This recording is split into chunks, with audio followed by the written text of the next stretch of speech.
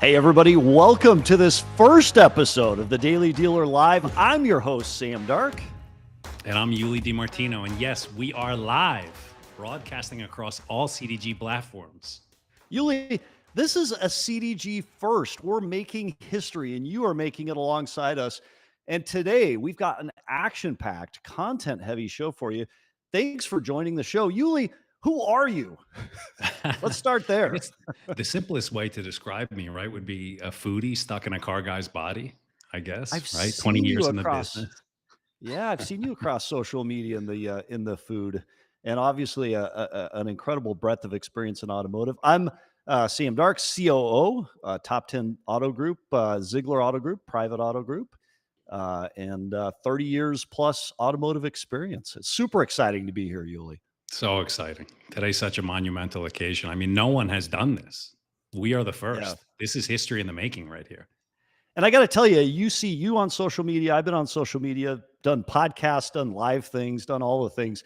As we saw that clock count down from a minute, for the first time, I felt butterflies. So I know that this has got to be good, right? I got goosebumps. I'm not gonna lie, I'm sweating a little bit. Yeah. Well, hey, Damian Kelly says, let's go. And by the way, wherever Yes. you are, whatever social media platform, whether it's Twitter, Facebook, LinkedIn, this is history because we're streaming across all the platforms. Leave your comments and we'll pop them up here. Can we talk about the market crash? It feels like it's going to be Oof. 08 all over again. I am Boogeyman 777.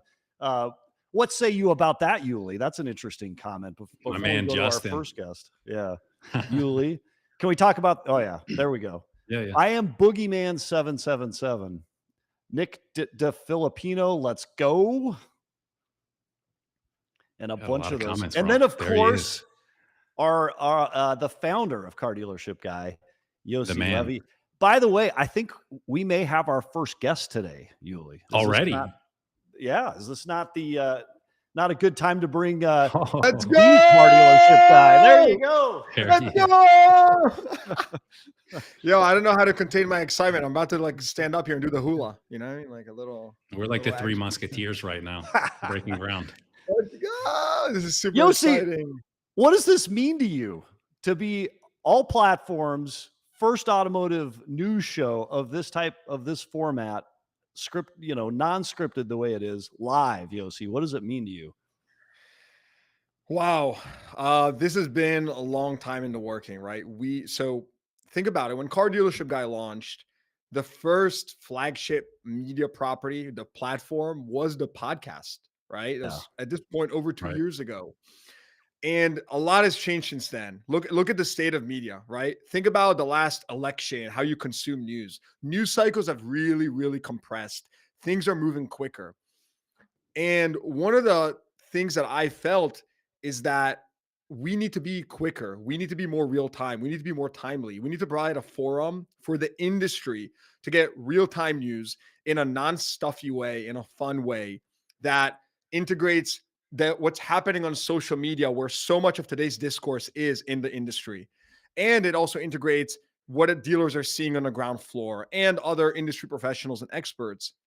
And after, of course, we chatted about this for months and put it into works, and here we are. So I'm like beyond excited to create this forum. This is obviously episode 1. I can only see how this is going to evolve like crazy, but I have all faith and confidence in you guys. You guys are going to crush it. I'm just excited. I really don't know what else to say. I'm going to be observing, just like as any viewer, every dealer, every person in auto retail that's watching today. But this is a really big day, and we hope that it really adds lots of value. I've been sort of posting on social that Wall Street has had CNBC for decades. Recently, tech got the launch of a platform called TBPN. And what has auto retail had? I mean, for real, what do dealers, where can they go for real-time news, insights, content on a daily basis that is video-based, that is engaging, where you can actually interact? Like, there is nothing. And so this is going to solve that. And, we're always taking feedback. I'm sure people are going to have lots of it, but this is the beginning of something great.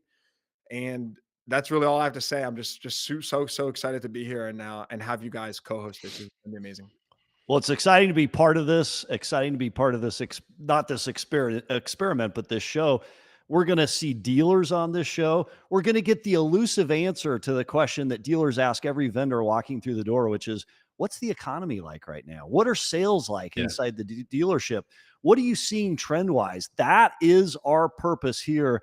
3 times a week, right, Yossi? Or is it 5 times? I can't remember. Somebody said something about something. We'll have to see how that goes. Yeah, as long as the audience bullies us, we'll have to expand to 5 times a week. So we're going to start 3, but we'll leave people wanting some more, and then we'll expand. Yossi, Sean Hopper's asking a great question, and you're the founder of this survey. Can we talk about the CDG Car Buyer survey that was put out specifically about consumer confidence? Yeah, this is interesting because we haven't really leaned into surveys, just historically, and over the past month or so, we conducted 2, and the results were like incredible. People are engaging with it much more than I even anticipated initially, and so expect more of this to start. But yeah, I mean, at a high level, we ran a consumer survey. We specifically polled 1,000 just really diverse consumers, and we went through some of their responses, and it was pretty eye opening. Again, not everything was like some monumental shift in how we would expect consumers to behave in light of the macro news and whatnot. But I would say one thing that struck out to us that we posted about this morning on social was that 41% of consumers said that they are somewhat more or like very unlikely to want to trade in their vehicle now, given all the tariff news, right? So whether we think tariffs will happen or not, or regardless of what we think will happen, 41% of the 1,000 consumers that we surveyed, a relatively statistically significant sample from a very diverse base, said that they are not interested in trading in their vehicle. And that's important. If you think about it, that permeates through every dealership, that impacts used car availability, that impacts many things. Fixed ops, right? What a great opportunity for fixed ops in that environment, right? Service departments are growing, continuing to grow. Yeah. Yep. Exactly. It impacts, fixed ops, and it grows demand there even more, potentially. So again, interesting insight that regardless of what may happen with tariffs, the consumer sentiment has changed. And that takes time to change again, in my opinion, regardless of where we're going to end up here over the next month with tariffs. Yeah. Great question from our first listener, Sean Hopper, commenting one of many on social media platforms across the way. But Yossi, it's awesome to have you here on. And a reminder to everyone across all social media platforms where this is being live streamed, leave your comments, right, Yuli? We want to hear them all, Yossi. We want to hear Yossi we would be in trouble, Yossi, right, if we didn't get to every single or many of these great Love comments. You guys, and I'm excited to watch today's show. We have some incredible guests, so this is going to be a good one.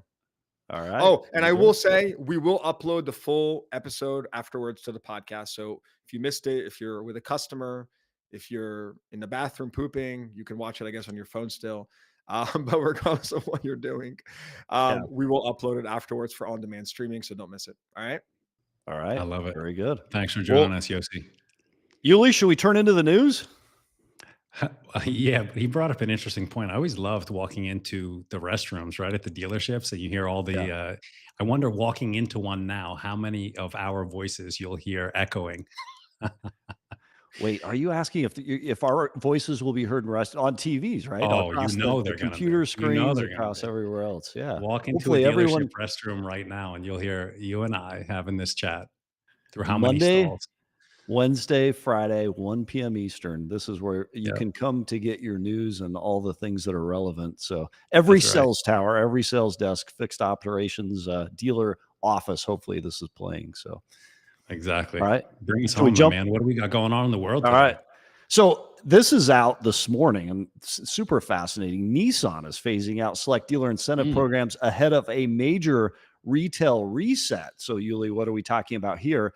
Nissan's launching Nissan One on June 3rd to replace 4 major programs. The new structure retires Quality Growth Program, QGP, Retail Development Fund, RDF, Invest in the Best, IITB, and Complementary Maintenance Care. Thoughts on this, Yuli? Well, I have a lot to say about this. And I have to qualify this by saying I can honestly say, in my experience, that Nissan has some of the most talented people working in the organization, all right, from top to bottom. So, I mean, I say Yeah, this with all the I love in my agree. heart. I agree. Nissan has been saying we're streamlining our processes for like what, 2 decades at this point? Maybe not that far, but a decade.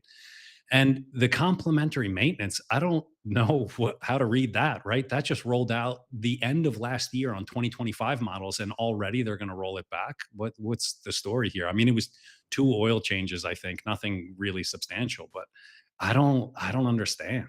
I don't So you're understand. saying What it's a what do you quick think? pivot. What's the overall strategy here, right? Yeah, So, what's the strategy? I mean, you're so you're taking you're taking some life support away from the dealership, some money that is coming below the line, but replacing it with what? Is it just going to get sunsetted and bye bye? Less margin, or is there some substantial support coming?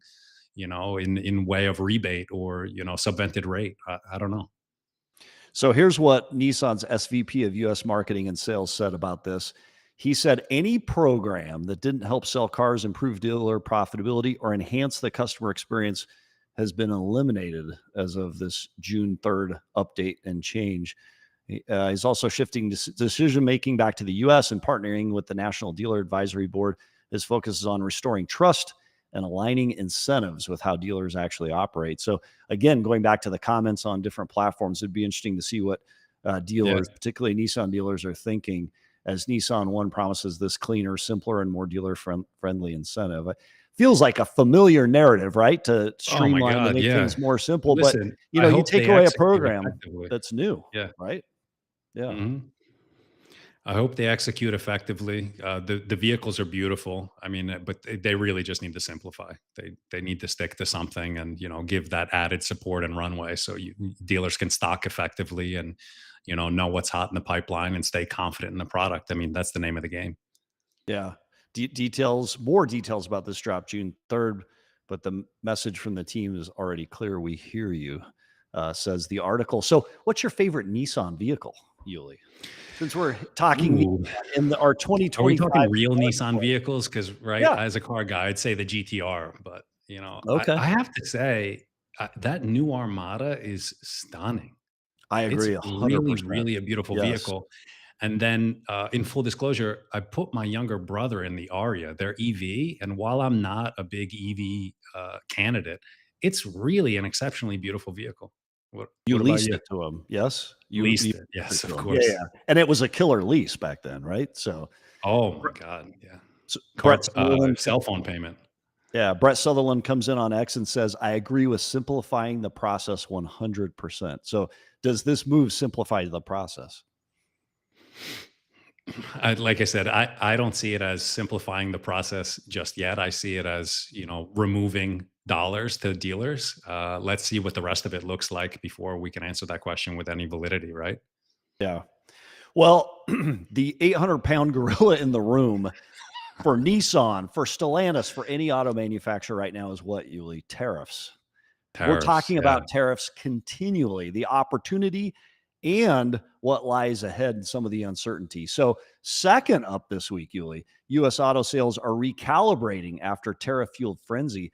Check out this graph that talks about sales in the month of April over prior year and prior month. You see some massive increases in an industry that Mhm. is a little concerned about what tariffs potentially mean for everyone. So I see some of the biggest gainers: GM at 20%, sold over 250,000 vehicles. Acura 33%. To your point, not a lot of volume, but that's still a significant increase. Mazda up 21%, 37,000 units. And look, Hyundai and Kia. We were talking about this off show. I started at a Kia franchise, sold some of the first Kias in the state of Utah back in the early Mhm. 90s when you could buy a Kia Sophia for $54.95, no air, Wow. manual transmission, steel wheels, and Kia is just crushing it in the marketplace with that 14% increase. What say you? Tariffs, they're on the mind of consumers, and it is definitely driving purchases in both March and now in April. Well, I think you know how I feel about this. We've talked about this already. I don't know that it's going to significantly increase end of year sales. I think we're pulling forward a lot of sales into this month or this quarter. But as far as a substantial or significant increase year over year due to tariffs, I don't see it. I think people are trying to avoid, any type of COVID like price hike, and anything associated to how these tariffs will play out on incoming vehicles and pricing structures. But yeah, I mean, we're car guys, man. This is as smooth of a sea as we shall ever get, right? Yeah, yeah. Well, I hear underlying in your comments that pulling ahead is a problem because you're taking away from the future. Is that kind of what you're saying? Yeah, I mean, I think you're taking tomorrow's sales and pulling them into today for sure. So here's what's interesting is in automotive, I think we're incredibly tenacious. I think we fight to take advantage Agreed. of every single situation out there. And I think this tariff situation is no different. The tariff clause is alive and well. It's on consumers' minds and it's creating a buying behavior right now in the marketplace. And I would argue that two cars sold today is better than even the potential of one car sold a year from now. So a year from now will take care of itself, but we want Oh to yeah. sell and create great experiences for every single customer right now and today. And in fact, it reminds us of a quote. We talked about this off air from Winston Churchill. And then we're going to come back to Yes. Caleb Morris's comment here. Winston Yeah. Churchill said famously, Ooh. never waste a good crisis or something thereabouts. It's supposed to come up here, but Never let a good crisis go to waste. there you go. Never let a good crisis go Yes. to waste. And that's what this is, right? So, There yes, he thank is. you. The Justin Justin Villa. Villa. Never Yeah. let a good crisis go to waste. That is true in the car business. And we've It's seen true that. in You every think about business. it's true in every business, but in particular, I think we do a great job of innovating in automotive to find wins. So you think about '01, right? You think about '08. You think about some of the economic challenges that have been out there in automotive and in the auto industry. It's an incredibly tenacious industry, and we end up finding a way to win Yeah. in any Listen, to your environment. point, I agree wholeheartedly. I would always preach in meetings, we need appointments for today, tomorrow, and Saturday, right? The Yeah, only day I really care about is today. yeah. Next best is tomorrow, and then don't let Saturday go to the wayside. I mean, the car people are tenacious people. We are going to figure out next month, next year, the next 5 years, the next decade, but still sell everyone you can today. Tomorrow So doesn't what's matter. your so what's your strategy, Yuli, as you're talking to your salespeople, and salespeople Mhm. are with consumers and they start to empathize a little bit. Consumers are nervous about tariffs and they get all, what do I do? What do I do? How do you settle your salespeople and get them focused on that prize that selling today is not only possible, but we're going to sell a lot of cars today? My shift has always been that it's less about selling the car and that we're selling a dream, right? So there's always a need for that. This is the United States of America. There is not one customer I have ever had in my 2 decades long experience that didn't fulfill a need by buying that vehicle. And then Yeah. with that vehicle, they went and landed their job. They proposed to the girl, the guy, they got married, they started a family. Like this is not just a vehicle, and this is why it's so important. And this is why these relationships are so meaningful. With these customers, I have 20 years later, I have people texting my cell phone, what's going on? When can I buy a car? Where can I buy a car from? Help me. You know what I mean? Yeah. These are lifelong bonds when played right. And this is just another opportunity to handhold our best customers, even our newest customers, and turn them into our best customers. And gain customers for life, show people where it's at, what it's all Yuli, about. guess what you didn't mention once when you described that? And I agree 100% with you. You did Price? not say the tariff word. You didn't say tariffs No. anywhere in there. It has nothing to do with anything, right? Let's go Yes. sell. Cheeseman Cheese hit it right man. here. Yeah. Dealers need to stop worrying about the market. Just please your customers with Amen. honesty Yeah. and great service. That's the best check against inflation. Yeah, I mean, this is a people business. I think we're going to get to the point where it is all about customer experience. That's the only thing that Yeah. matters. What Yeah. makes my fill in the brand different than yours? The experience, right? Yeah. So Yeah. I agree it's interesting. 100% with Very you. interesting. So experience is important in our day today, maybe more than ever, especially coming out of a COVID era, especially looking at crazy times, tariffs, whatever marketplace challenges there are. So you would assume that every dealership has processes that are rock solid. Like we respond to 100% of the leads. We answer 100% of the phone calls. We get 100% of our customers. We take them serious. That 500 beacon score, we take that serious and we work it to the very end, right? Yeah, right. Which brings us to our next topic for today's news, the third item up today. Would you believe that according to this data point that 23% of inbound service calls are missed, Yuli? Like That's a quarter. you and That's I, one you in and I, four. yeah, you and I talk almost daily. If I Yes. called you 4 times and you completely ignored my call once out of every 4, you didn't never acknowledged it. Like uh, that would be a problem.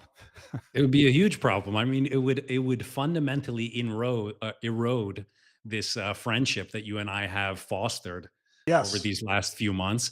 And that's Yeah. yeah, and you and I have a personal connection. So imagine the ramifications to your business. Yeah. I'm calling in, and especially, I mean, to me, this ties into regardless of what department you're calling in. It's still a customer is trying to give you money, right? In one Yeah. way, shape, or form, and sometimes reluctantly, right? Because service is always kind of a pain point. We got to service our vehicles. We don't love to service our vehicles. But I'm also not going to respond to your phone call. What? That's crazy. It's Yeah. absolutely crazy. And this is 2025. I mean, we can just go to the next one, right? You don't answer my phone call. What's Yeah. the next dealership? You know? Yeah. I mean, that's insane that we would spend the amount of money to generate leads, to generate contacts. You lose rapport with that customer if you don't effectively respond to them. Yeah. 40% of customers, you just saw it in the screen here a moment ago, 40% of customers are frustrated with service department Yeah. call centers. And to Yossi's point earlier, it's an interesting data point and it's a great time to think about it because there are going to be more, there already are more used cars on the road today than there have been in a long time. And there are going to continue to be more used cars as you look at buyer preference. Customers will need to take care of those vehicles in our service departments. And we've got Yeah. to answer the phone 100% of the time. I don't care what dealer group you're with, what dealership, it gives everybody a bad reputation when we don't handle that. And here's what's interesting. You've been to NADA Dealer Academy, right? Props to Yeah. everybody there at NADA Dealer Yeah. Academy, all of our instructors. Do you remember the one exercise that you did as part of Dealer Academy where you call your own store and you Yes. get the experience of like going to service? Yeah. Obviously, my dealer group, we did a great job. We We passed nailed with it as flying well. colors, but there were probably, right? There were probably a couple dealerships where you got punted all over the place and you were never able to actually talk to someone, or you talked to someone and they bungled the call. Why is it Yeah. so hard to pick up the phone, respond to the call in today's market? What makes that such a challenge? I think it's really difficult to remember that, our employees don't necessarily think and feel the way that we do about every facet of our business, right? I mean, I would like to think that people in your capacity and my capacity in similar managerial roles kind of treat the business as their own, right? So, that 10-foot rule, you see a piece of garbage around you, you pick it up. No one has to ask you Yes. to do anything. And I Yes. think that's the fundamental shift with, employees that can execute effectively and are consistent because they understand this is my business, this is my ecosystem, and I need to nurture every single customer every step of the way because Yeah. every interaction with every person matters to me. It doesn't matter what department I'm in. I need the sales department to work effectively. I need the BDC department to work effectively, the parts counter, the service. Everything needs to work because those customers that whoever I am, I did my part to bring the customers into the ecosystem. And now I need to police and make sure that everyone else is helping keep my ecosystem clean and tidy. So, I mean, if we all remember, or rather in our position, remind the people in the stores that, hey, this is important not only for you but for everyone here, Yeah. that we don't So, drop the ball fundamentally. so I'm going to throw out an idea. Hmm. I've been in the business since the early 90s, right? You've been in the business a long time. When Yeah. you and I started, there was on everybody's desk this corded thing with an earpiece and a microphone. Yeah. And you would pick I that didn't even up. get an earpiece, FYI. And I still remember to this day, a phone call would come in, 526 would get me to that number, and I would answer the call super quick. Well, a lot of the folks in service advisors, even salespeople, are of a generation where they're more accustomed to this, right? Mhm. They're used to the phone, the cell phone. They're not used to the corded thing. And so maybe part of this challenge is it's a different experience. And it's cool on the industry spotlight with Car Dealership Guy. We've talked to a lot of different vendors that have solutions that are AI driven Yeah. or tech driven that actually help address some of these problems. So we can deliver on that promise of picking up the phone, even if the person on the other end of that phone isn't totally comfortable doing that themselves. Because I do think it may be a little bit, Yuli, a generational thing where there's a certain 100%. generation just not as comfortable being on the phone as we were, right? So, Agreed. Yeah, I agree yeah, 1000% actually, and that's probably the bigger gap to bridge. yeah. And yeah, I mean, maybe that's a topic for another time. All right, let's come off of that and let's actually go to our second guest in this first show as Our we first live guest. stream. Yeah. Oh, All well, right. Yossi was our first guest, right? That's So, right. That's right. but we're not going to rob Andy Wright of managing partner of VINart dealerships of Second the first title of guest. second first guest. Hey, Andy, welcome to the show. Andy, Greetings. welcome. Gentlemen, how you doing? Excellent. This has been a heck of a lot of fun, this very first show, and we're super pumped Yes. to have you on. Well, Yeah. thank So you and welcome. congratulations. Congratulations. This is awesome. Thank The you. Thank industry you.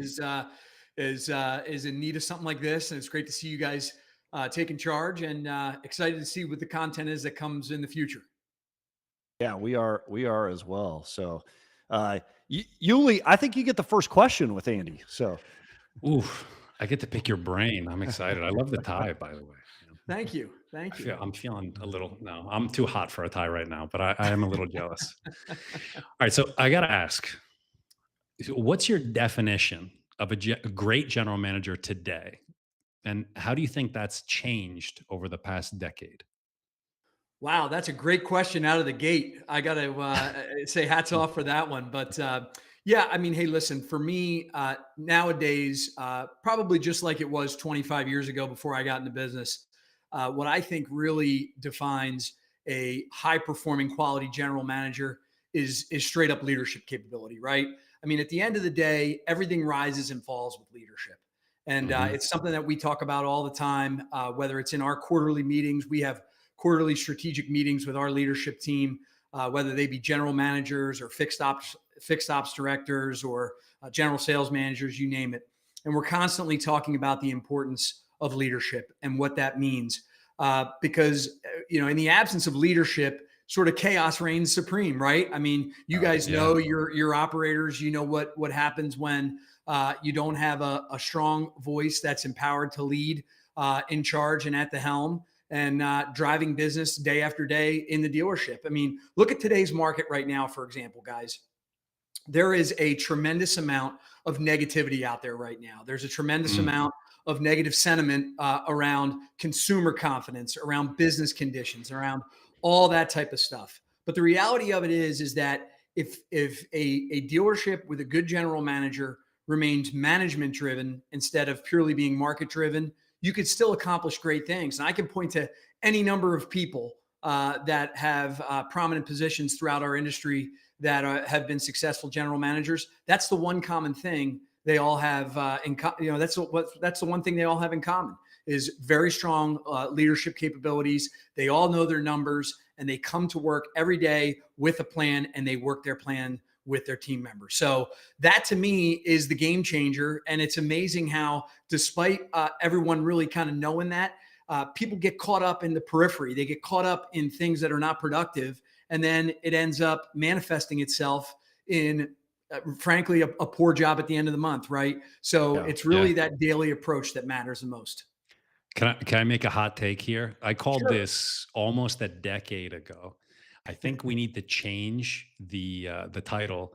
It's no longer general manager. It should be a general leader, because I think the market environment that we are in is requiring of just that. To your point, a leader, Sure. not a manager. Sure. And a follow up question, if you'll entertain it, do you think a leader is born or made?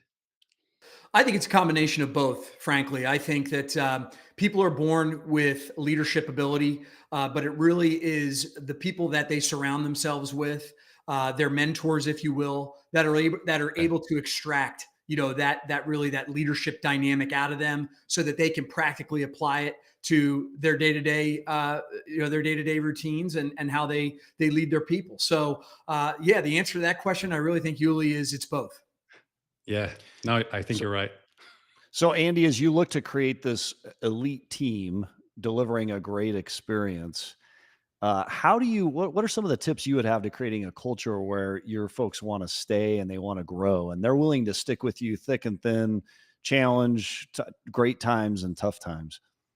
Well, I think obviously it starts with providing them with a great environment to work in. Obviously, we want our people to come to work every day, excuse me, and be motivated, feel empowered. But we absolutely want to continue to invest in them, right? Yeah. So a lot is often said about providing people with a glide path, if you will, or a series of steps that they can go through to get to the next level. And of course, that has merit. Of course, that has value. But part and parcel to that is you have to keep investing in people. You have to keep Mm, helping them sharpen their skill sets on everything from the number side of a business to the people side of to the business, a strategic side of the business. I tell salespeople all the time that they have the best of both worlds. If you do, they have the ability to sell every car that I have in stock across all 5 of my stores without the cost of inventory, without the cost of marketing. All they have to do is seize upon the opportunities that are generated for them through dealership generated activities, but more importantly,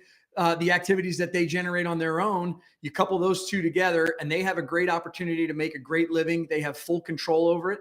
And I think that that's incredibly motivating and empowering.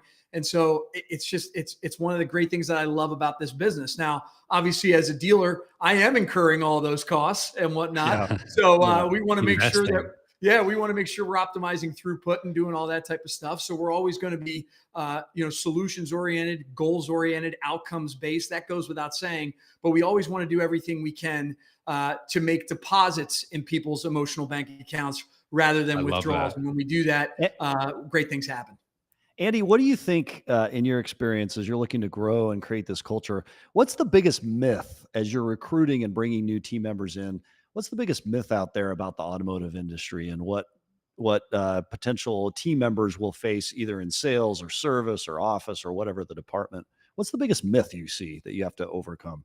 Yeah, I tell I get asked sort of that question all the time, but the response I usually give is that this whole notion that it's a bunch of old salty dog car guys sitting Yeah, around in the yeah, plaid yeah, jackets, all that type of yeah. stuff, working bell to bell Monday through Saturday. In Pennsylvania we're closed on Sundays, thankfully, but those days are long gone. When my dad first got in the business 45 years ago, maybe there was some truth to that, and that probably has been a little bit of a disservice to our industry. But I'd like to think that it's dealers like myself, dealers like Brian Benstock. There's so many that you could point to out there. And then platforms like Car Dealership Guy that are changing the perception of what retail automotive really is, what the opportunities that it affords people. And so, yeah, I think some of the biggest myths that are out there are kind of the old conventional wisdom cliches that so many people still cling to, that we've got to work even harder to dispel as modern day contemporary retailers and advocates for the franchise system. I think it's a great system. It's still the best delivery mechanism on the planet for retail automotive. And we have a great story to tell. And I don't think we do a good enough job, which, again, not to give you guys a plug, but it's why this platform is so important. And I'm so excited to see the Give us the direction you guys are plug. going to Give us take the it. plug. Which we love the plug. We'll take it. And Yuli, an interesting question for Andy. You have been on social media as a dealer. Brian Benstock has. You're probably one of those social media influencer dealer types, and there's not a lot. You're kind of a rare breed Mhm. in that sense. Historically, being on social for a dealer has kind of been taboo a little bit, right? And Sure. I don't know if it's the lack of transparency. Yossi's addressed that with this entire Car Dealership Guy enterprise he's created. What are your thoughts about your vocal appeal to other dealers and you being as public facing as you've been on social media? Yeah, I What mean, hey, drives listen, that? Yeah, so listen, I tell people all the time, I have nothing to hide. I am the purest form or sense of an advocate for our industry, for the franchise system. I think that we've been surrounded by a lot of negative sentiment over the last couple of decades. Some of it may be well deserved, but I believe a lot of it is misplaced. And I think that if the more we talk about what goes on in retail automotive, I think that the better we will get at changing people's perceptions. I see all in the comments all the time, either on Yossi's platform or on other platforms, people talking about why Tesla is a superior not only product, but it's a superior business model to the franchise model. And I acknowledge again that Tesla has done some great things, but is it a superior model? Is it a superior business model? I kind of take issue with that. I mean, they have less than 5% of the market. It certainly has not been without its criticisms, especially with respect to after sales delivery. So the franchised local dealer still has tremendous worth and value, not only to our industry, but to the communities that we operate in, the things we offer in the form of charitable contributions, support for little league teams in our local communities, and then obviously as places of employment where people can make a darn good living. And oh, by the way, you don't need a college degree to do it. So I think we have a great story to tell, guys, and that's why I'm so passionate about it, and that's why it excites me. So last on the ground, go ahead. What are you seeing on the ground in your stores? How's business? Yeah. So, hey, listen, the first 2 months of the year here in Pennsylvania, we had we had a couple benign winters in a row. We had a pretty tough winter this year, so it was a little bit of a challenge in January and February because of cold and snow. But we rebounded really nicely in March, came out of the gate strong, and then the second half of March just went bananas with the tariff talk, right? That continued into the first half of April, and then once all the OEMs came out and started talking about price protection guarantees and things like that, we saw a lot of air come out of the balloon in the second half of April, but it still ended up being a very strong month. So where does that leave us today? I think May is going to be a pretty good harbinger for where we're headed here over the course of the next 3 to 6 months, right, guys? Because I think, there was no question we pulled some business forward. Maybe some people I think were sitting on the sidelines waiting for maybe the offers to get better. And while the offers maybe didn't get better, they thought now's the time to get in so that we beat any price increases that might be associated with tariffs. So again, we saw what I think could be characterized as a little bit of an artificial bump in our business over the course of the last 30 to 45 days. So as that starts to die down and shake out, I think we'll see where we're going here. But I mean, the reality of it is that business overall is starting the year pretty solid. I'd like to see that continue, but I just don't know that the old crystal ball of mine that hasn't always been the most accurate is not really telling me one way or another which direction we're going to go. But so we'll have to wait and see. But I know one thing is for sure, and I alluded to it earlier. What we're talking about at our store with our people is we control our own destiny in terms of controlling what we can control. Somebody mentioned it earlier about customer experience. We need to double and triple down on customer experience first and foremost. And then in addition to that, we've got to work hard to provide value for our customers every single day that we come to work. And I'm confident if we do those two things, all right, then despite the market conditions, we will still succeed and outperform the marketplace. So that's what we're talking about, guys. And that's all we can do in terms of what we can control. Yeah. Well, Andy Wright, managing partner of VINart Dealerships, we appreciate your perspective. Appreciate you being on the show. Guest 01 official Daily Dealer Live. We'd love to have you back in the future. So love to be back, guys. Thanks again. Great job. Thank you. All right. Well, Yuli, what do we have on Industry Pulse? This is a super interesting topic and something that swept automotive social by storm. Go for it. Yeah, I don't know if you heard of them. What was their name? Slate. As in a clean slate, right? So this was really cool. I don't know who picked up on it, but that's why I guess the internet is so fun, right? So you got Tesla on one hand and Slate on the other. And what's that? Anagram, right? When something is the same word, just jumbled up. Yeah. So this is a thought starter for me because I know they have no affiliation, or at least I think they don't have any affiliation. But I don't know if you recall Tesla's philosophy in the beginning. You remember that Roadster they made, whatever, 15, 20 years ago at this point, that like, you can almost not picture it. It's been so long, but it was very expensive, very niche market. And, Tesla started with this super high price point, lots of margin baked in, and then doubled down into their smaller segments, right? Not that the Model S Hmm. was inexpensive by any stretch of the imagination. I mean, it's still a six-figure vehicle, but they used that money to get into the Model S, then they used that money to get into the X, and then into your more economical vehicles like the 3 and Y. Whereas Slate is the other way around, right? They're starting with this offering that's this bare bones truck, 20,000. What's the margin? What's the philosophy? What do you think, man? What do you think? I think this is a pretty cool.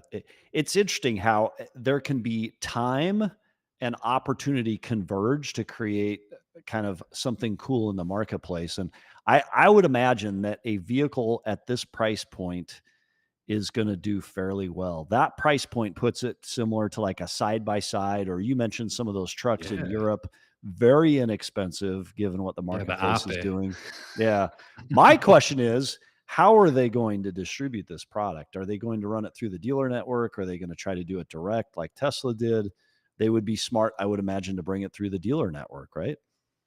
I would think. I mean, I have a feeling maybe we'll start to get some answers on that in the not so distant future. Maybe. I don't Well, know. wait, Wink, let's wink. let's let's tease it. Yeah, let's tease it because Wednesday, 1 p.m. Eastern, on episode number 2 of Daily Dealer Live. If you're curious about Slate and what is going on with this, you can see the commercial on right now. Chris Berman of Slate will be on the show. And we need to ask her Awesome. that directly. What will the Yes, distribution model look like? And I agree. what prompted this product at this moment? Like, I feel like it's economically driven. It's probably payment driven, as some buyers are being forced to get a little uncomfortable on payment and price. But I'd be curious to hear what they say. I think it's such a cool concept. And you remember when cell phones came out originally and everyone made a cell phone and kind of Yeah, everyone flooded the yeah, market? You had Mitsubishi making cell phones, LG, yeah. Sony, Samsung, whatever. So EVs are kind of that platform, right? Where if you got, well, I mean, you need big bucks in your pocket, but you can make a car, right? Not as Yeah. many bucks as like a Ford or a GM, but it'll be interesting to see how this plays out. But I can say for sure that a company like this is way more nimble than any OEM out there, and they can really fill this void, this niche, where there's no other offering like it. I mean, I think it's an incredibly fascinating product to bring to market in this time. I agree with you. I agree with you. I got real quick before we bring our next guest out.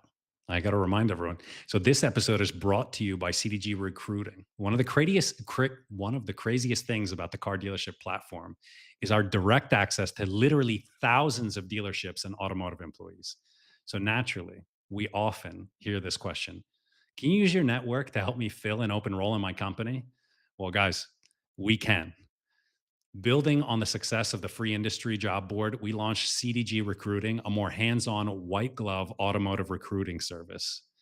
We can help out with any position in any store, coast to coast. They are a stellar team. All right. Well, Yuli, that's fantastic. Let's head to our second guest today. Up with us, Chad Cunningham, CEO of DuPONT Registry Exchange. Chad, welcome. Welcome. How you doing, fellas? Hey, Chad, So welcome. you don't need a lot of introduction, but for those that want to understand or know you a little bit better, tell us what the DuPONT Registry Exchange is. Sure. So DuPont Registry has been around a long time. It was 40 years this year, actually.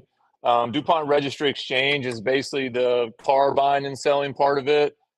So we do wholesale, but we're the arm that does all the car buying and selling. Everybody knows us for the exotics, which we do a lot of Yeah. those, but we actually do a lot of normal cars too. Yeah. Well, and the exotics are a heck of a lot of fun in today's marketplace. So Yeah. what's going on in the wholesale market right now? Prices going up, prices going down. What do you see with some of the tariff talk in the market?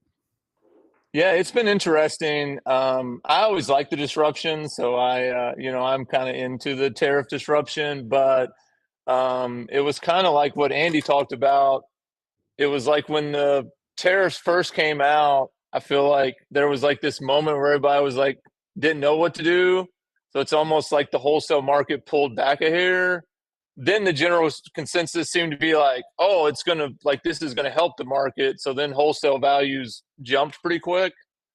And, you know, it kind of seemed like it's kind of settled in between now. Like, it's still pretty strong, but it's definitely, it's kind of become segregated, almost like the domestics have slowed down a little bit. But it seems like there's still a little bit of pressure on the imports. Like, people still think those might go a little higher, where everybody seems a little more content. Like, okay, the domestics have kind of leveled off. So it probably hurt the entire market at first, raised the entire market second, and now it's kind of leveled out in between a little bit.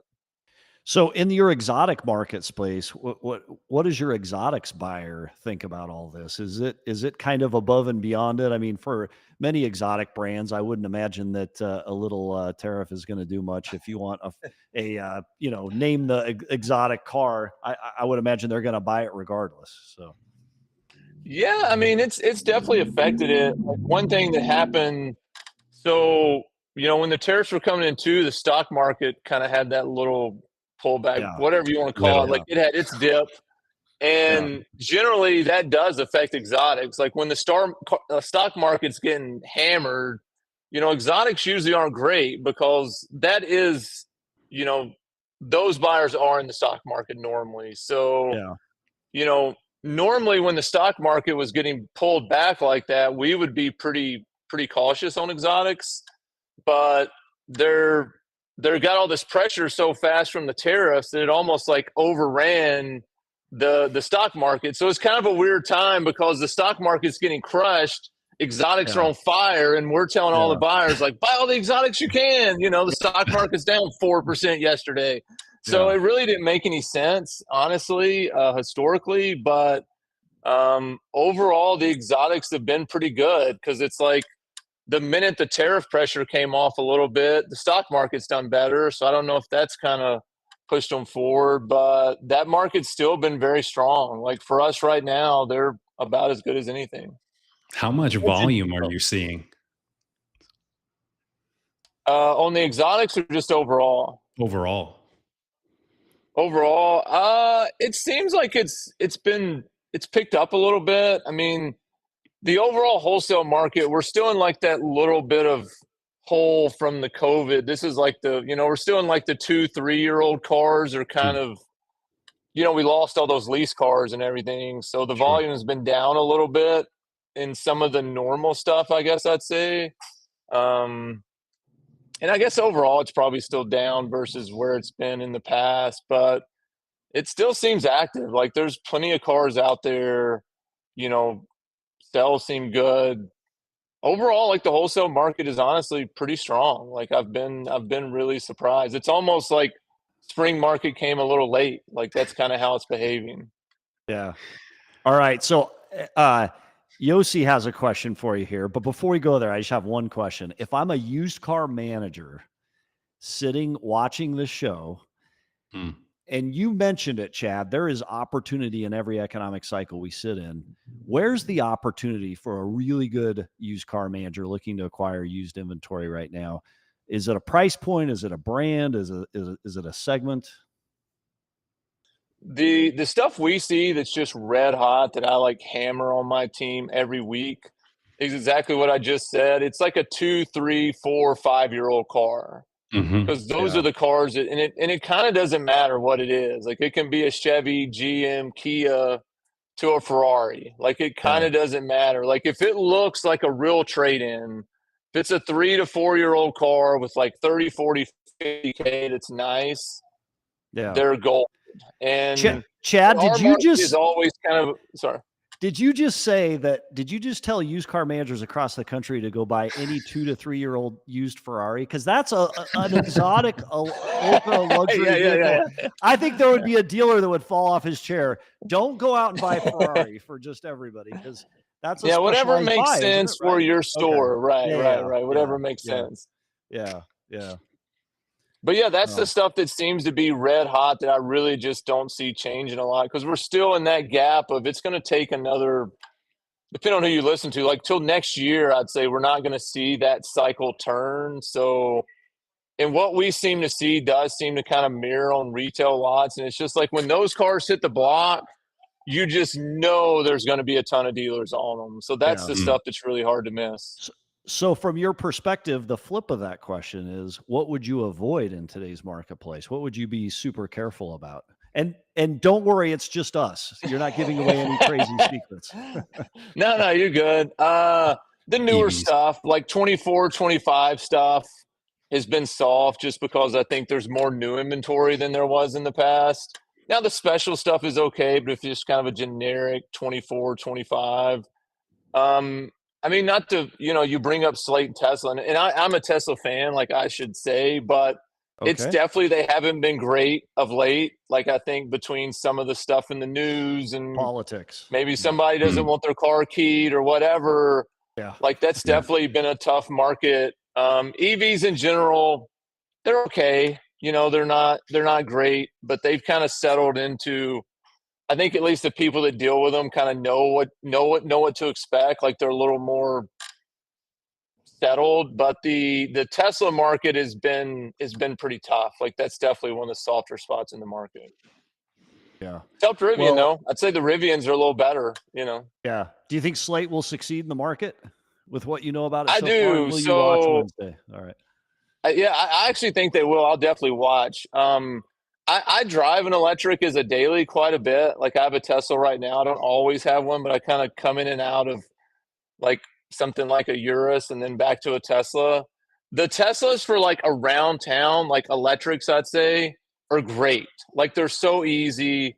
The kids love all the little stuff the electric cars do. Like they have a lot of like I've driven Rivians too. It's the same thing. Like kids really love them. They're super efficient. They're great around town. To me, it's just like the way they don't make sense is if you have to drive a long way or tow a trailer or something, they don't. But if you're just like, all I do is drive around town 30, 40 miles a day, maybe, like great. Yeah. And like, this is perfect. This is exactly what electric cars should be, is like expensive golf carts for people to drive around town. Like with air conditioning. I've always said the same. It's like, why can't they just make a really cheap EV? You can throw your kids in it. You can throw 16-year-olds in it. They can't go that far. Just like charge the car up, let them drive around town. And I think it's amazing. Like that's exactly the perfect electric. It's just a cheap something to run around town. It can be a truck. It can be a car. It can be both. Like perfect. So. Well, Chad Cunningham, CEO, DuPont Registry Exchange, we appreciate you being here on this first episode. And by the way, just to restate to all our used car managers who out there are don't buy a Ferrari. Don't go out. You can buy one from us. No, buy as many as you want from us. Sure, call anytime. No demos with that. If you're at a Stellantis store, probably not a good buy. If you're at a Ferrari store, then have at it. So, but Chad, appreciate you being on the show. Thanks for being on. No problem. Thanks for doing this. Super exciting platform. This is going to be great. Thank you. Look forward to having you back soon. So, what do we got? What came through that's interesting? Episode 01. We're almost in the books. Let's go to the comment in the mailbag here. What do we have left comment-wise? Buy a car in most cases is emotional process. Yoga cars. Actually, I love yoga, so I like the idea of yoga cars. I need to know who that is. I miss the Pathfinder I drove in high school. Me too, actually. Totally different car. Yeah. Nissan needs to make better cars, move in the direction of Honda and Toyota. Keep it simple. I will not buy one until that happens. Okay. Very opinionated. Cheeseman, 1998. Armada is amazing. I agree. Yeah. T. Marshall, Mod Marketing, love this. We love it too.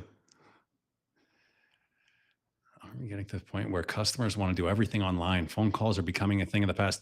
I'm with you. We talked about this earlier, but there's still a very large percentage of people that are not going online to do this stuff. I mean, I would personally book a service appointment online, but I mean, you probably still have 35, 40% completely making that number up out of my that are going to pick up the phone and call. And listen, in automotive, we need to be tenacious. We need to be where the customer is. Those that want to call, we need to be there where they are, right? Checking into Daily Dealer live from the toilet currently. Which stall, Stallion 2 PTO? Hopefully it's not at one of our dealerships, but that is awesome. Love it. It's always better on company time. Yeah, used car market is as good as it's been in a long time, easier to make volume than ever. Kamei Ram is going out to buy a Ferrari right now, Yuli. So I love to see it though.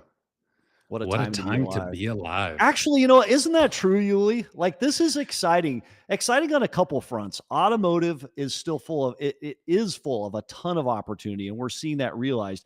And opportunity will belong to the people that take advantage, that train, that learn. Like, I don't want people to think in that segment we talked earlier about service departments, it's not about using AI and technology to answer every call. We have got to train our salespeople and our service writers to be absolute assassins on the phone and as good as they are remote, because we need to be flexible like that. We need to be able to go either which way. And so I think, you know, that's a great focus for right now. So yeah, I agree. I felt fired up, Yuli. I got to like calm down. I'm so fired up. I'm going to I go don't out know and that I'm gonna train do another somebody. double. Yeah. So Slate CEO next coming up Wednesday. On Wednesday. Yep. And then we have a couple of other surprises in terms of dealers and others who will be joining us on the show, Yuli, right? I think this is going to be all surprises, right? All day. Yeah. Yeah. All right. Well, Guys. I think we're almost to that moment where we get to say, Yuli, thanks for watching the Daily Dealer Live, where Sam Dark and Yuli DiMartino break down the biggest moves in the car business as they happen. Don't forget, guys, we're live every Monday, Wednesday, and Friday at 1 p.m. Eastern. So you're going to want to set a recurring reminder so you can come check us out. And again, that's until we get bullied to be 5 days. But And by the way, give us your feedback, post comments, Absolutely. click the link in the show notes once the podcast posts. Give us your feedback, your questions. We'll pick that up at the top on our next episode on Wednesday. Yuli, I love it. do we get to celebrate? Man. All right. I'm going to come over there. I'm going to give you a hug right now. All right. Very good. Thanks for watching, guys. We'll see you the next episode. See you Wednesday. Thanks, everybody.